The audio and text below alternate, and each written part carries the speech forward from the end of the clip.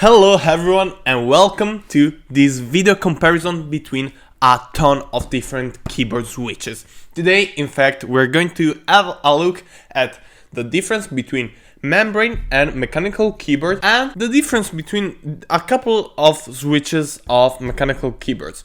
We're going to experience and have a look at four main types, which are blue switches, brown switches, red switches, and linear yellow switch. This is going to be extremely useful if you're currently using a membrane keyboard such as this one and you're thinking about upgrading to a mechanical one, or if you just got a desktop PC and you're wondering what are the differences between these two main kind of keyboards. So enough talking, let's get started. But before it, remember to leave a like, subscribe to the channel and activate the notification bell. It's completely free for you, but it helps me a ton. If you're currently using a membrane keyboard, you're probably used to no sound whatsoever, a small amount of feedback, and a super thin keyboard. This kind of keyboard most of the time feels almost squishy to the sound, if you know what I mean. I've known this keyboard for way too much time. In fact, once I started having a PC, even with the laptop, I bought a membrane keyboard, not this one. I used to have a membrane keyboard from Trust, that ugly brand. It was garbage, but it was super cheap. In fact, you can find almost every kind of membrane keyboard for under 50 euros. With some exceptions, you mainly get this keyboard because you're broke and you know nothing about keyboards. And I'm referring to myself in the past because I knew nothing about the difference between a membrane keyboard and a proper mechanical one, if it was worth for me or if it wasn't.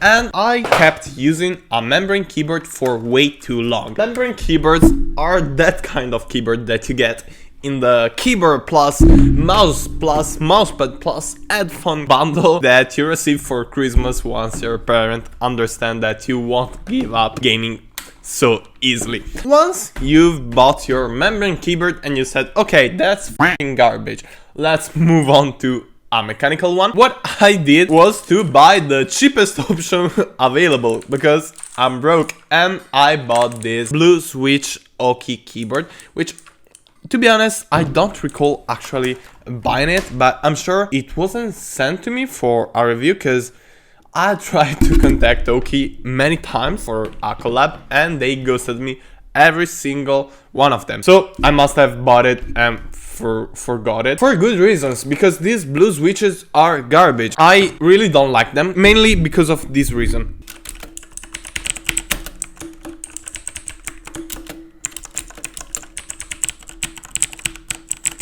If you want to type anything, you're going to go mad. Why? Because it's too loud.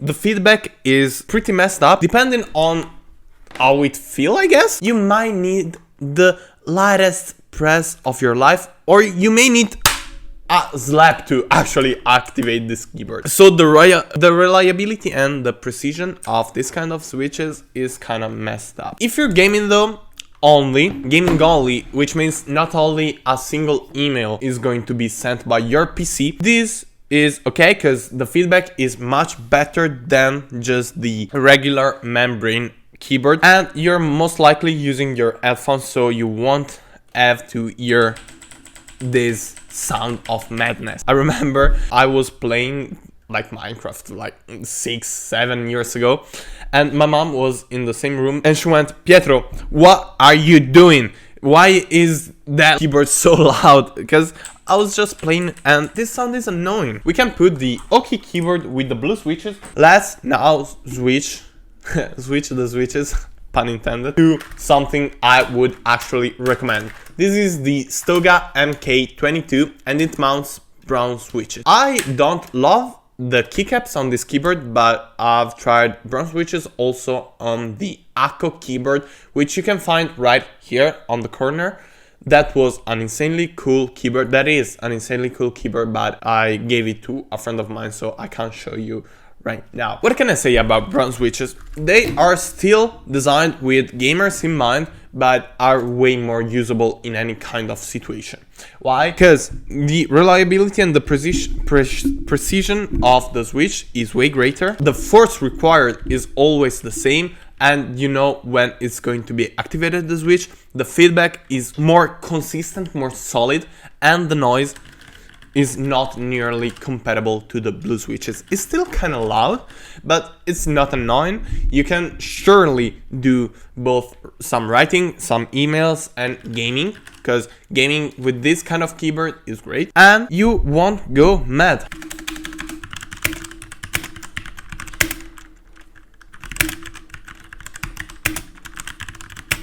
If a membrane keyboard is in the neighborhood of 50 downwards euros, you can get the blue switches between 50 to 70 euros and a brown switch keyboard for over 50 euros. This really depends on the kind of keyboard you get, but I would say between 50 to 100 euros. I think this is the sweet spot where if you're trying to get something inexpensive but of high quality.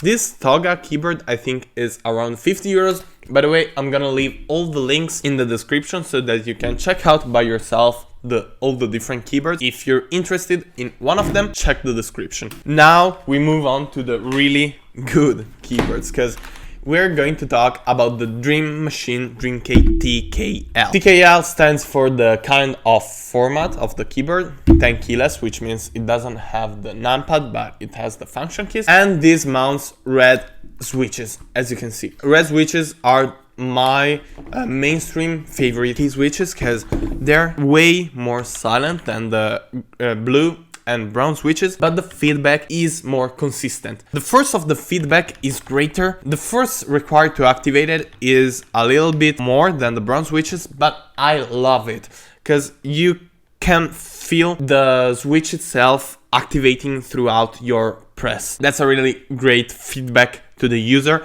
It's not loud.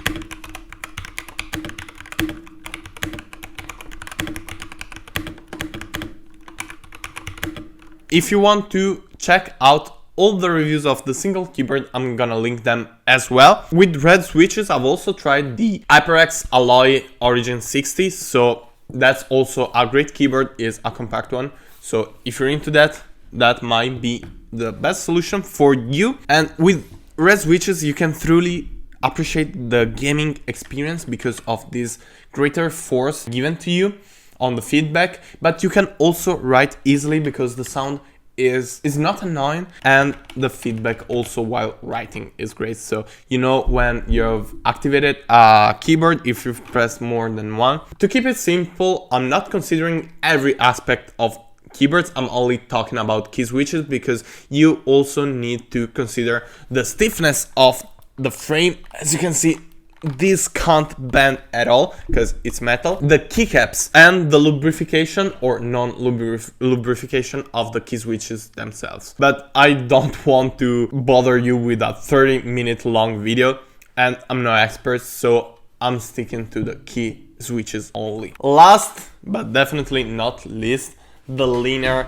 yellow switches mounted on this amazing Everest 60 keyboard. They are my favorites whatsoever. Why? Just hear this.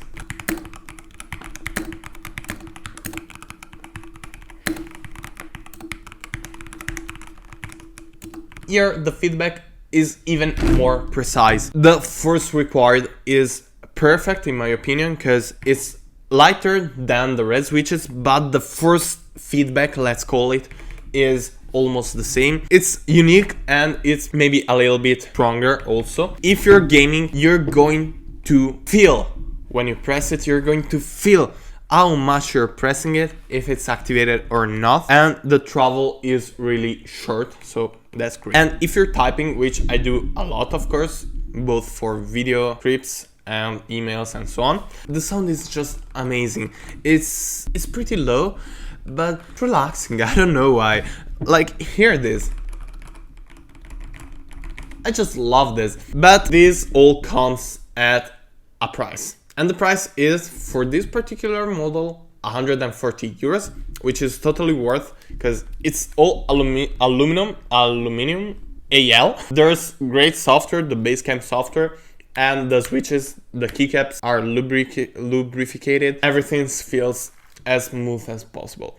But you can find these kind of switches on keyboards for around 100 euros upwards. I truly hope I've helped you find the best key switches for your needs.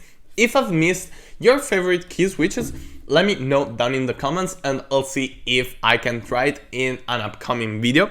Thank you so much for sticking until the end. Remember to subscribe, hit the notification bell, and leave a like. It's completely free for you, but it helps me a ton. And I'll see you in a week. Ciao!